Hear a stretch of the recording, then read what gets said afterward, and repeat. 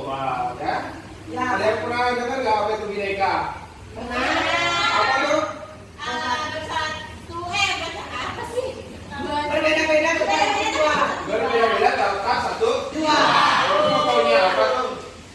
Pancasila. Pancasila.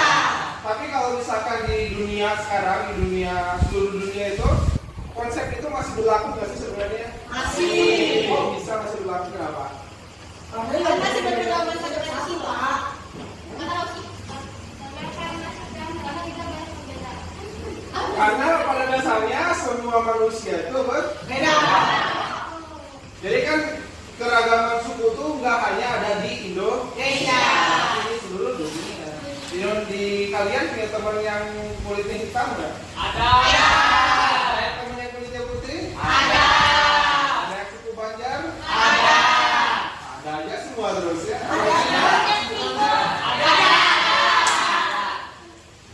Jadi itulah yang dimaksud dengan dunia yang berbeda. Jadi karena dunia ini ternyata terdiri dari berbagai macam suku, bangsa dan semua lah pokoknya. Semua. Jadi capaian pembelajaran kita kali ini itu seperti yang di depan ya.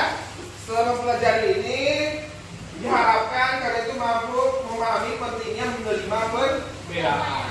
Yang kedua itu mampu menganalisis jenis-jenis kerentanan dan implikasi terhadap kebinekaan, dan yang terakhir itu mampu memberikan contoh lewat tindakan praktik kebinekaan. Oke, lanjut kita lanjut. Dari mulai dari sini. Apa sih jadinya jika semua orang di dunia ini seragam menurut kalian? Satu orang aja. Percobaan. Apa yang terjadi jika semua manusia ini seragam? Wah, silakan Judika. Tidak ada perbedaan. Tidak ada perbedaan. Jadi indah nggak? Tidak. Pelangi aja indah gara-gara. Berbeda. Yang kedua, apakah Anda pernah terpikir untuk dilahirkan kembali sebagai bangsa lain? Pernah nggak mikir? Pernah. Kalau misalkan itu pengennya jadi warga negara mana?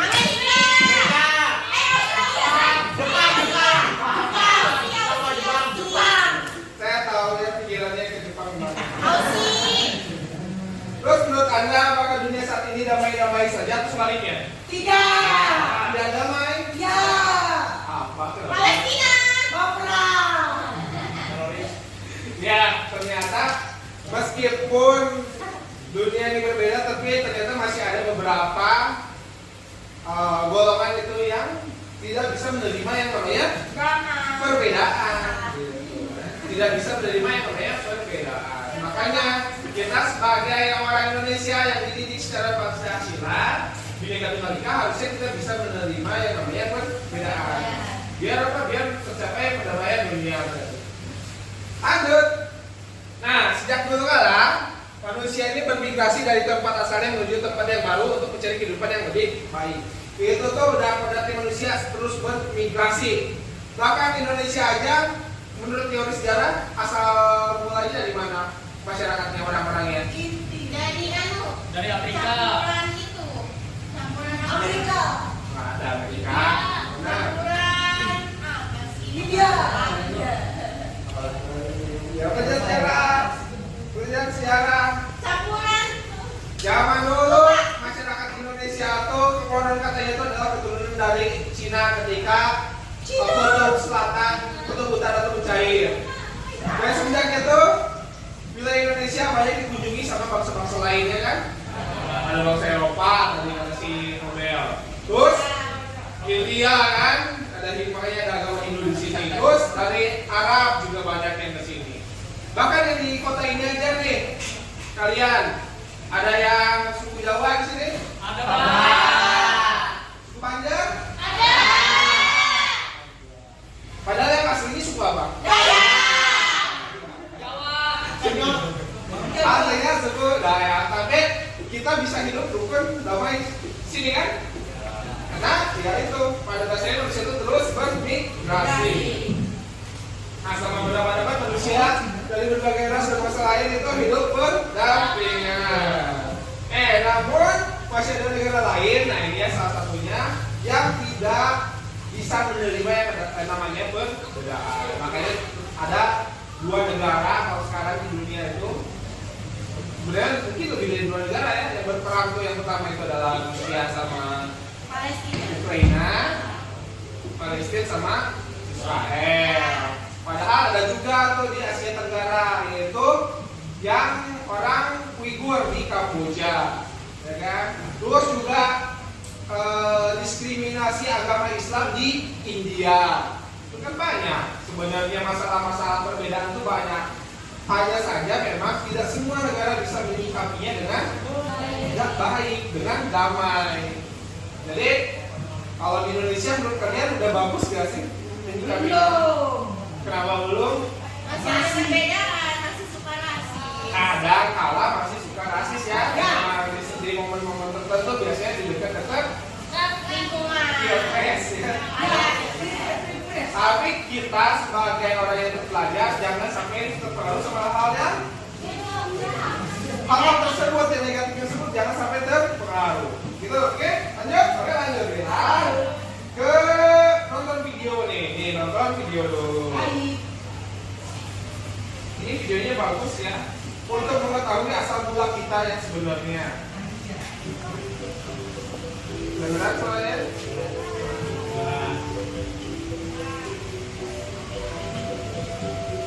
Apakah kita asli pribumi Indonesia atau bukan? Bukan. Menurut kalian kita buktikan lewat tes DNA. DNA adalah, nah baca di sini ya.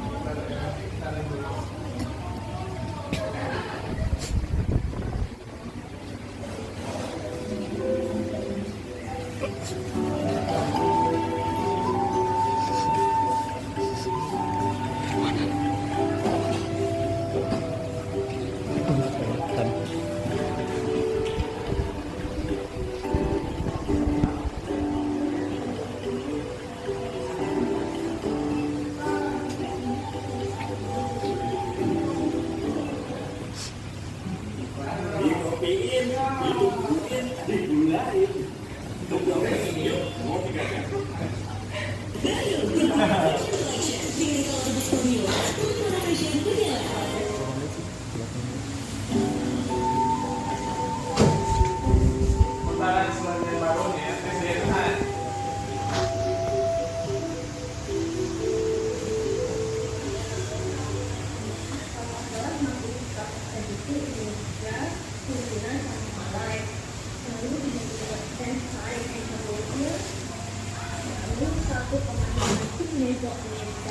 Itu kayak kalau salah sih kayak ya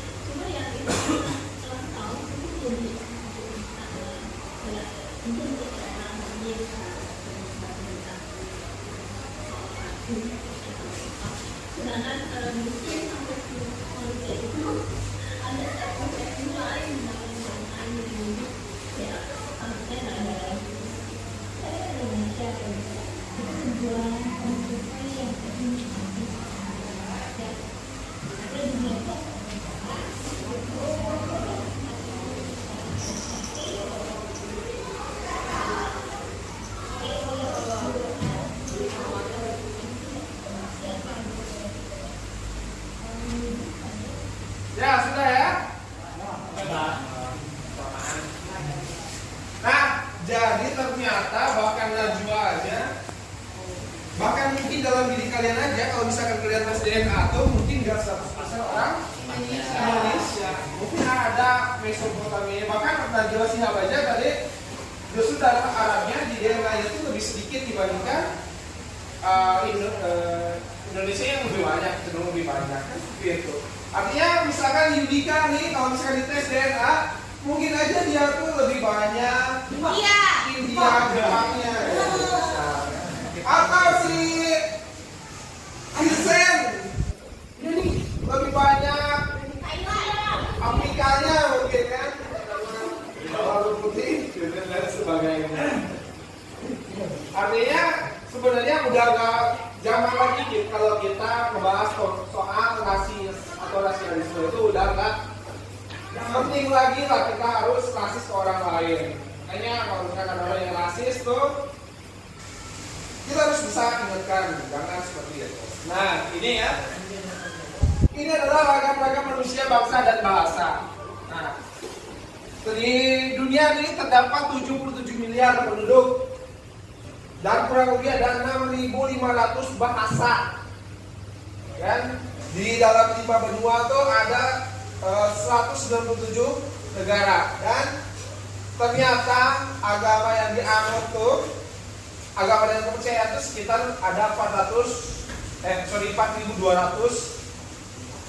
agama ataupun kepercayaan. Artinya apa? Artinya kita tuh hidup dalam sebuah dunia yang sangat-sangat berbeda satu sama lain dan kita harus bisa saling menghormati satu sama lain. Karena itu prinsipnya Bhinneka Tunggal Ika. Kebinekaan Pancasila itu ya itu. Ya, apalagi kita sebagai warga negara Indonesia harus bisa bersikap seperti layaknya orang Indonesia. Lanjut ya.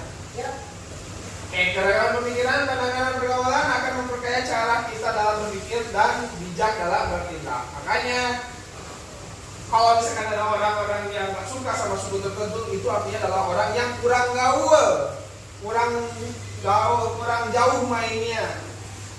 Karena kalau misalkan orang itu sudah ketemu dengan orang yang berbeda, orang yang pemikiran berbeda, suku berbeda dan lain sebagainya yang berbeda, itu akan cenderung lebih bijak dalam bertindak, lebih bisa memahami perbedaan. Begitu juga orang yang memahami keragaman budaya akan lebih menghargai dan berempati terhadap budaya orang lain. Kalau misalkan ada orang yang menjelek-jelekin budaya tertentu, artinya orang itu kurang pengetahuannya, kurang baca bukunya. Kalian kan anak SMA nih, artinya bacaannya lebih banyak dong dibandingkan orang-orang tersebut. Artinya harusnya bisa menghargai yang namanya perbedaan. Dan yang golongan yang ketiga nih adalah orang yang hidup seragam dan pengalaman terbatas, cenderung memiliki pemikiran dan pandangan yang terbatas. Ini ada satu video lagi saya tayangkan, ini bagus banget ini videonya. Kisah tentang Ijul dan Ijal ya. Ijul dan Ijal. Ini bagus nih ya videonya. Ini adalah cerita dua orang sahabat Ijul dan Ijal. Di sekolahnya, mereka terkenal sebagai siswa cerdas berprestasi. Bedanya, Ijul lebih suka bergaul hanya dengan orang yang sama dengannya. Sementara Ijal pergaulannya luas dengan teman yang beragam. Ijul lebih suka berkumpul dengan orang dari suku yang sama. Karena bahasa dan budayanya nggak beda, jadi nggak ribet. Sementara teman Ijal beragam suku bangsanya. Meski kadang ada salah paham bahasa dan budaya, tapi Ijal bisa mengambil pelajaran darinya. Ijul tak mau berteman yang beda agama karena punya banyak prasangka. Kalau Ijal berteman dengan orang dari beragam agama. Dari sana, Ijal jadi belajar menghargai sambil tetap yakini agama sendiri. Urusan hobi, Ijul cuma asik dengan komunitasnya sendiri. Kalau Ijal senang kolaborasi, berbagi komunitas dia ikuti. Saat kuliah, Ijul tak kemana-mana. Sementara Ijal terdapat kesempatan pertukaran mahasiswa ke berbagai negara. Dengan lingkungan yang terbatas, Ijul gak mudah menemukan pekerjaan yang pas. Sementara Ijal punya network yang luas, sehingga tak sulit menemukan pekerjaan yang sesuai passionnya. Saat reuni, Ijul dan Ijal bertemu kembali. Dua orang sahabat yang dulu sama-sama siswa berprestasi, kini sudah jadi dua pribadi yang berbeda. Saat ngobrol, Ijul cenderung berpikir sempit, sementara hijau terlihat berwawasan luas dan terbuka. Pembicaraan Ijul lebih banyak keraguan dan penghakiman, sementara hijau penuh keyakinan dan penghargaan. Dari cerita tadi, kira-kira kamu termasuk tipe Ijul atau hijau? Dari survei Pisgen, ternyata pelajar lebih cenderung bergaul dengan kelompok yang memiliki kesamaan. Ini nggak salah, karena itu memang lebih nyaman. Tapi kalau kamu mau sukses, berwawasan luas, cobalah keluar dari zona nyaman. Pengalaman luas tentang perbedaan dan keragaman menentukan tingkat literasi antar budaya atau intercultural literasi. Literasi ini jadi satu faktor penting yang menentukan kecerdasan yang disebut EID. Meski hijau dan hijau sama-sama berprestasi secara akademik, tapi yang membedakan nasib mereka adalah hijau punya kecerdasan antar budaya yang lebih tinggi dari hijau. Jadi, kalau kamu mau sukses, tidak cukup dengan cerdas akademik, tapi kamu harus berani bersikap terbuka, bergaul dengan orang yang berbeda. Dengan begitu, kamu layak menjadi warga dunia. Selesai. Jadi kalian tipe hijau, tipe hijau? Hijau ya. Jadi kalau misalkan mau sukses harus keluar dari zona nyamannya, bergaul dengan siapapun. Karena dari pergaulan itu bisa mendapatkan pelajaran yang penting buat diri kalian. Nah, kayak gitulah. Lanjut ya. Bentar, Pak Soloki nelpon Pak. nanti ya. Lanjut aja dulu. Oke, sampai sini ada yang ditanyakan? Gak ada. Jadi kalian siap jadi masyarakat global? Oke, saya ulangi lagi. Siap jadi orang yang punya